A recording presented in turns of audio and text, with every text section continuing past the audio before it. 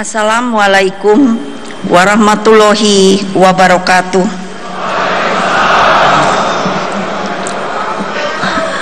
Salam damai sejahtera untuk kita semua. Om Swastiastu.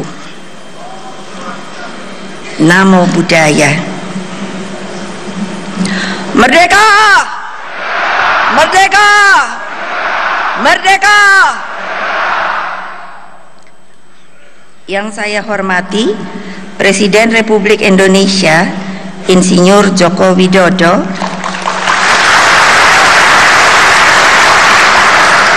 Wakil Presiden Bapak Yusuf Kala, Ketua Majelis Permusyawaratan Rakyat sekaligus juga sebagai Ketua Umum Partai Amanat Nasional Bapak Zulkifli Lubis,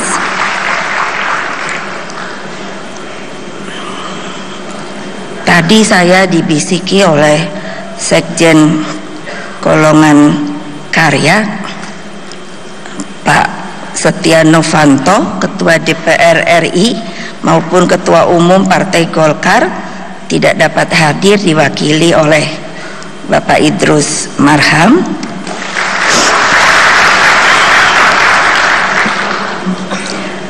Saya tidak bisa lihat dari sini, jadi saya mesti lihat betul karena jangan sampai terlewati. Ketua Umum Partai Kebangkitan Bangsa Bapak Muhaimin Iskandar,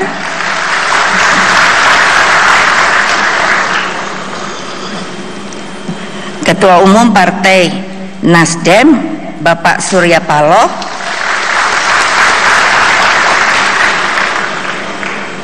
Ketua Umum Partai Persatuan Pembangunan Bapak Muhammad Roma Hurmuzi.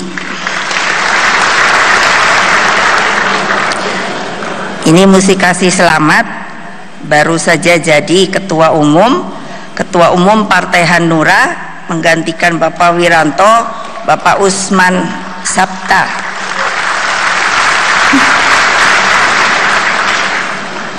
Juga ini baru jadi Ketua Umum sahabat saya, Ketua Umum Partai Keadilan dan Persatuan Indonesia Bapak AM Hendro Priyono, para Menteri Koordinator dan para Menteri Kabinet Kerja yang hadir di acara ini. Mohon maaf, apa Bapak Haidar ada ya? Tidak ada ya? Tidak ada ya? Ya?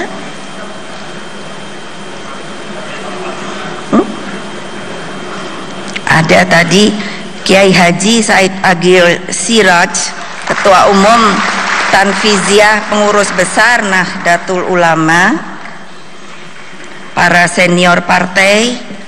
Katanya beliau akan hadir, yaitu Bapak AP Batubara,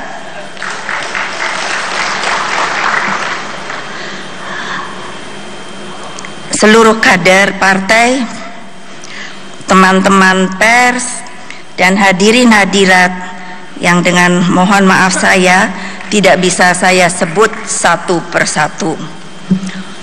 Puji syukur kita panjatkan kehadirat Allah Subhanahu wa Ta'ala sehingga PDI Perjuangan mampu melewati berbagai ujian sejarah selama 44 tahun. Pasang naik, pasang surut sebagai sebuah partai politik telah kami lalui. Saya sebagai Ketua Umum pada hari ini ingin mengucapkan beribu terima kasih kepada mereka yang memilih berada dalam gerbong perjuangan bersama. Terima kasih kepada mereka yang tetap setia meski kadang partai ini mendapat terpaan gelombang yang begitu dahsyat. Mereka selalu ada, tidak hanya ketika partai ini sedang berkibar, namun justru memperlihatkan kesetiaannya ketika partai ini berada dalam posisi yang sulit.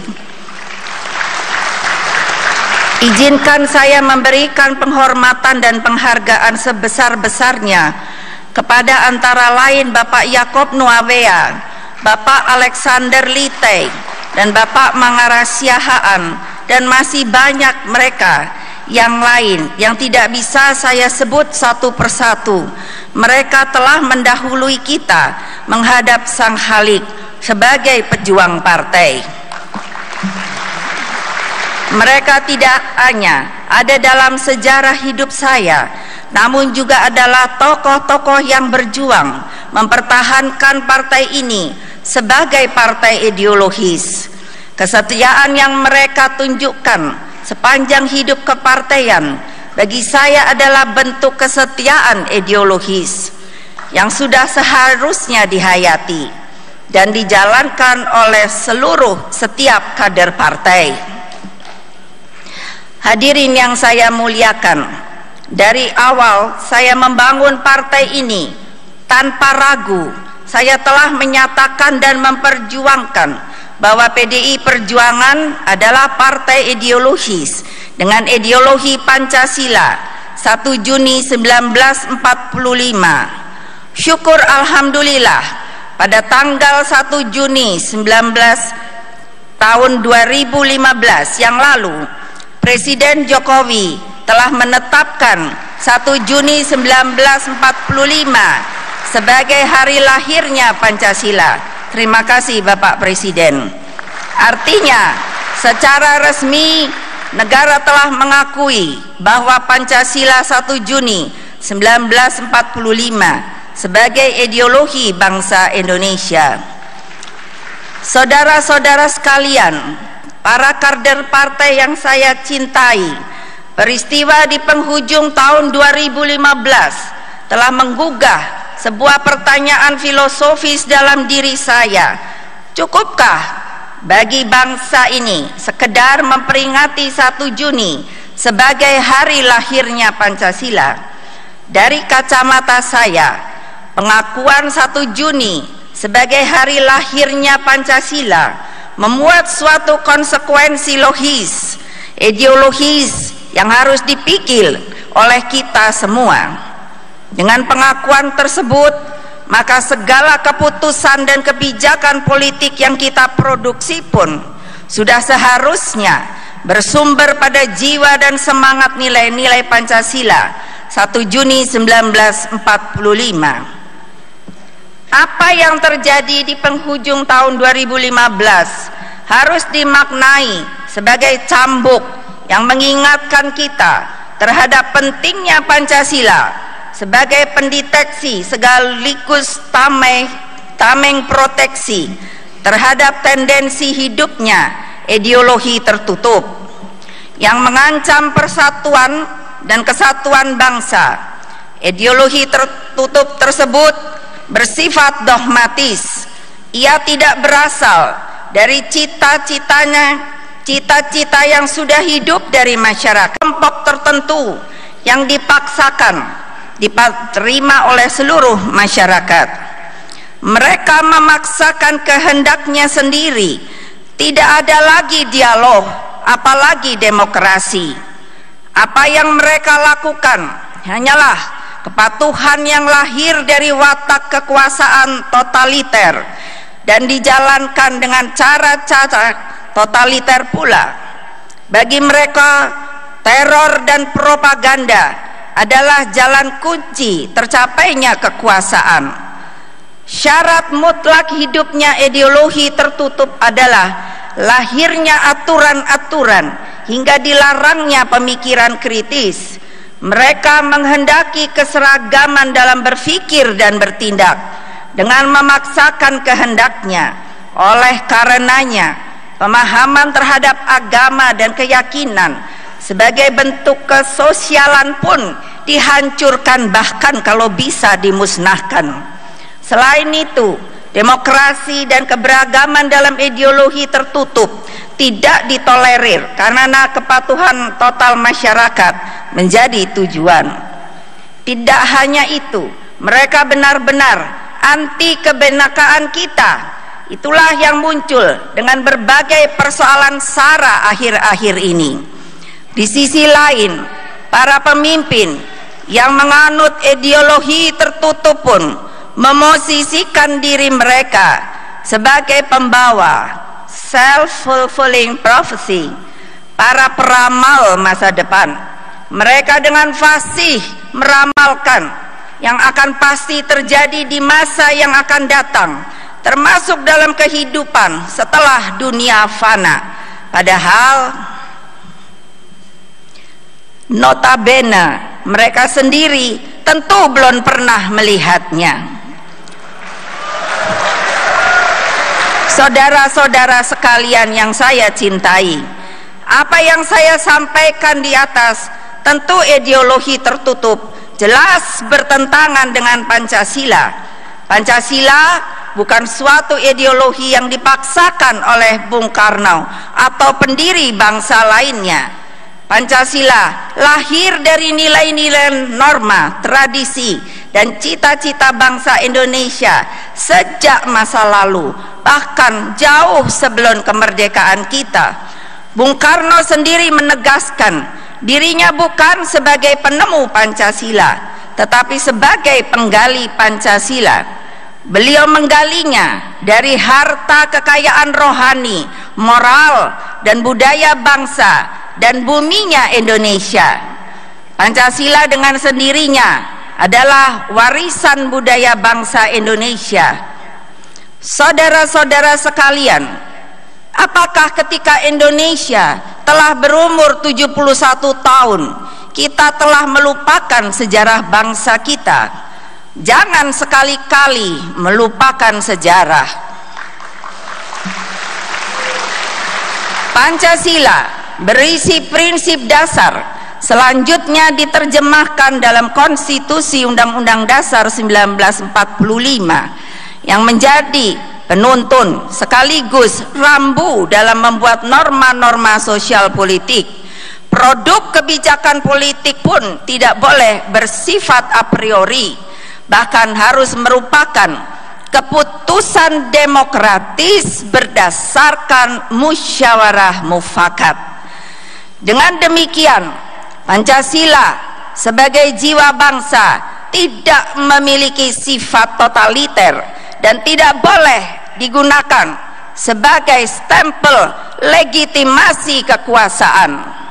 Pancasila bersifat aktual, dinamis, antisipatif, dan mampu menjadi light star, bintang penuntun dan penerang bagi bangsa Indonesia. Pancasila selalu relevan di dalam menghadapi setiap tantangan yang sesuai dengan perkembangan zaman, ilmu pengetahuan, serta dinamika aspirasi rakyat. Namun, tentu saja implementasi Pancasila tidak boleh terlalu kompromistis saat menghadapi sesuatu yang bertentangan dengan nilai-nilai dasar yang terkandung di dalamnya. Meskipun demikian, guna mengeksplisitkan ide dan gagasan agar menjadi konkret dan agar Pancasila tidak kaku dan keras dalam merespon keaktualan problematika bangsa, maka instrumen implementasinya pun harus dijabarkan dengan lebih nyata, tanpa bertentangan dengan filsafat pokok dan kepribadian bangsa. Ini penting bagi Pak Zul sebagai Ketua MPR. Saya pernah menawarkan kembali, dulu kita punya untuk pembangunan bangsa itu adalah dengan nama pola pembangunan nasional berencana, semesta berencana, sebagai implementasi Pancasila untuk mencapai Trisakti. Nah, tapi saya khawatir itu Pak Zul terlalu lama dibahas, lama-lama tidak ada yang dibahas. Jadi sampai sekarang saya belum tahu Bagaimana ini hasilnya? Saudara-saudara sekalian, Indonesia diakui sebagai negara demokratis, namun demokrasi yang kita anut dengan Pancasila sebagai the way of life bangsa telah secara tegas mematrikan nilai-nilai filosofis ideologis agar kita tidak kehilangan arah dan jati diri bangsa. Pancasila kita tahu 5 sila. Jika diperas maka dia akan menjadi trisila. Terdiri pertama adalah sosionasionalisme yang merupakan perasan dari kebangsaan dan internasionalisme, kebangsaan dan pri-kemanusiaan. Kedua, sosiodemokrasi. Demokrasi yang dimaksud bukan demokrasi barat, tetapi demokrasi yang dimaksud adalah demokrasi politik ekonomi, yaitu demokrasi yang melekat dengan kesejahteraan sosial, yang kalau diperas lagi menjadi satu dalam sosiodemokrasi. Yang ketiga adalah ketuhanan, menjadi poin ketiga, bukan karena derajat kepentingannya paling bawah, salah, tetapi justru karena ketuhanan sebagai pondasi kebangsaan, demokrasi politik dan ekonomi yang kita anut. Tanpa ketuhanan, bangsa ini pasti oleng. Ketuhanan yang dimaksud adalah ketuhanan dengan cara berkebudayaan dan berkeadaban, dengan saling hormat menghormati satu dengan yang lain, dengan tetap tidak kehilangan karakter dan identitas kita sebagai bangsa Indonesia. Bung Karno menegaskan sangat jelas, kalau kamu mau jadi Hindu, jangan jadi orang India. Kalau kamu mau menjadi orang Islam, jangan jadi orang Arab. Kalau kamu mau menjadi orang Kristen, jangan jadi orang Yahudi. Tetaplah jadi orang Indonesia dengan adat budaya Nusantara yang kaya raya ini.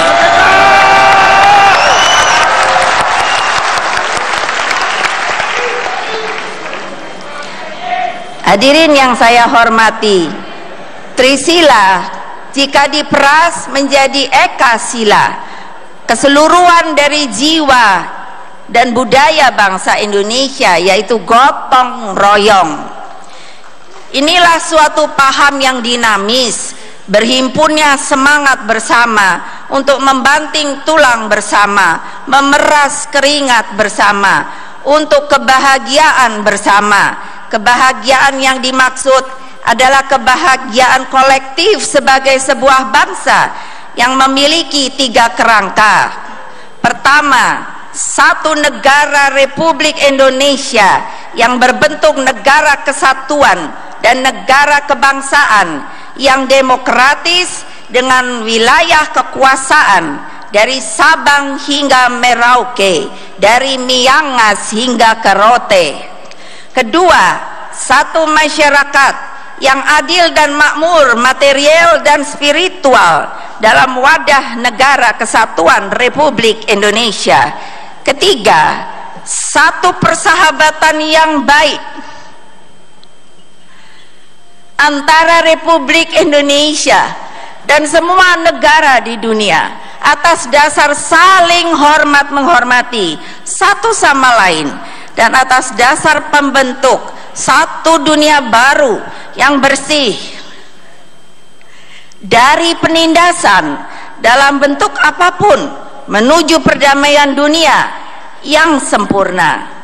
Adapun untuk mencapai kerangka tujuan di atas diperlukan 2 landasan, yaitu landasan ideal, yaitu Pancasila, dan landasan struktural, yaitu pemerintahan yang stabil. Untuk itulah PDI Perjuangan selalu ikut dan berdiri kokoh menjaga jalannya pemerintahan Presiden Jokowi dan Wapres Yusuf Kala sebagai suatu pemerintahan yang terpilih secara konstitusional melalui pemilu langsung.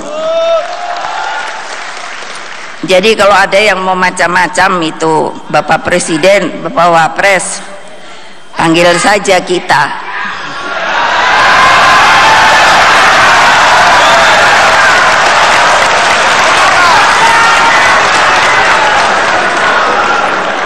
Lah kalau ada yang mau macam-macam, anak buah saya sudah ada loh Bapak. Dan anak buah saya itu ada loh yang udah digaplok sama orang, ada 2. Kasihan, anak ranting.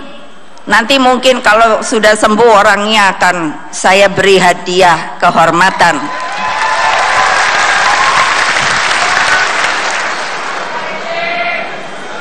Anak-anak saya ini nakal-nakal Bapak Presiden,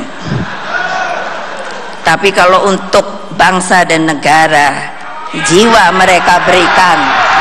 Siap? Siap? Siap?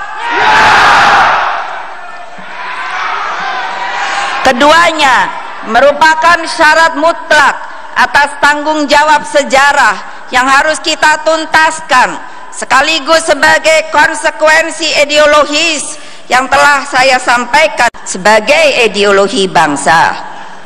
Kader-kader partai yang saya cintai, hadirin yang saya hormati, saya menjabarkan hal-hal di atas dalam forum yang berbahagia ini untuk menegaskan kembali bahwa PDI Perjuangan tetap memilih jalan ideologi. PDI Perjuangan menyatukan diri tidak hanya sebagai rumah bagi kaum nasionalis, tetapi juga sebagai rumah kebangsaan bagi Indonesia Raya. Kepada kader partai di seluruh Indonesia, saya instruksikan agar tidak lagi ada keraguan, apalagi rasa takut untuk membuka diri dan menjadikan kantor-kantor partai sebagai rumah bagi rakyat untuk menyampaikan aspirasinya. Saya instruksikan, jadilah banteng sejati di dalam membela keberagaman dan kebinekaan. Berdirilah di garda terdepan, menjadi tameng yang kokoh untuk mempertahankan negara kesatuan Republik Indonesia. Saya yakin TNI dan Polri akan bersama kita dalam menjalankan tugas ini dan tidak akan memberi ruang sedikit pun pada pihak-pihak yang anti Pancasila dan anti demokrasi Pancasila. Apresiasi saya kepada TNI Polri yang telah dengan berani bersikap tegas dalam menyikapi pihak-pihak tersebut. Bagi kader partai yang berada di legislatif dan eksekutif, kalian tidak hanya dibutuhkan negeri ini untuk mempertahankan kesatuan dan kebangsaan. Perlu disadari, terutama bagi kader yang telah mendapat kepercayaan rakyat di eksekutif. Saya tahu kalian, bahkan saya, adalah manusia biasa. Tentu sebagai manusia biasa kita tidak luput dari kesalahan, tetapi sebagai pemimpin harus disadari pula bahwa jabatan yang kalian emban adalah jabatan politik. Kesalahan dalam keputusan politik tidak hanya berdampak bagi diri pribadi dan keluarga. Kesalahan tersebut berdampak pada kehidupan seluruh rakyat. Karena itu, hati-hatilah dalam membuat keputusan-keputusan politik, baik itu berupa perkataan, tindakan, produk politik, baik berupa kebijakan politik legislasi maupun kebijakan politik anggaran. Kader-kader yang saya cintai, luangkan waktu untuk merenung. Sudah tepatkah langkah-langkah yang kalian ambil atas jabatan yang telah diberikan oleh rakyat? Ataukah justru sebaliknya, jangan kalian justru menjadi bagian dari orang-orang yang menindas dan menyengsarakan rakyat dengan kekuasaan yang sebenarnya justru merupakan amanah dari rakyat. Saya tegaskan kembali sebagai Ketua Umum Partai, instruksi saya kepada kalian adalah mensejahterakan rakyat, bukan sebaliknya.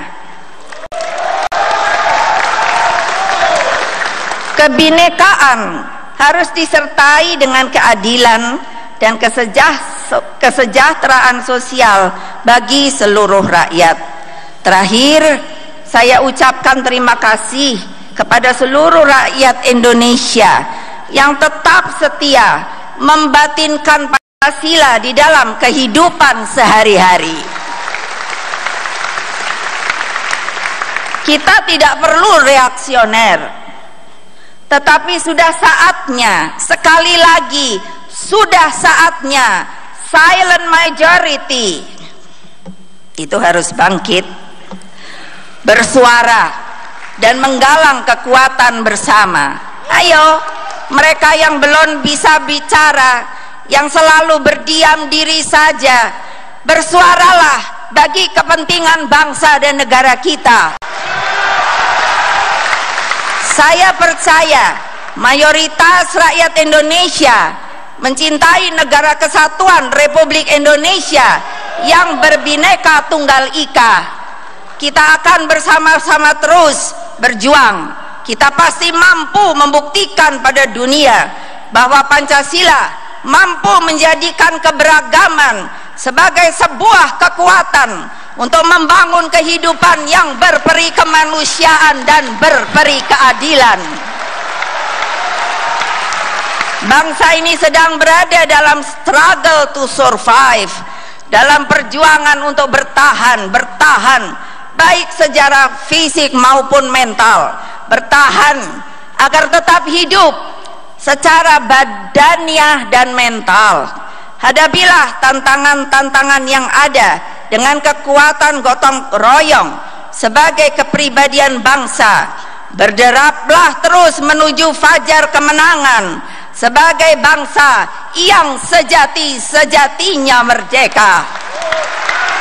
Dengan ridho Tuhan, saatnya kita gegap gempitakan kembali segala romantika dan dinamika, dentamkan segala hantaman, gelegarkan segala banting tulang, angkasakan segala daya kreasi, tempa segala otot kawat balung besinya. Sungguh kita adalah bangsa berkepribadian banteng. Ayo maju terus. Ever onward, never retreat. Kita pasti menang. Merdeka! Merdeka! Merdeka! Wassalamualaikum warahmatullahi wabarakatuh. Om Santi Santi Om. Namo Buddhaya.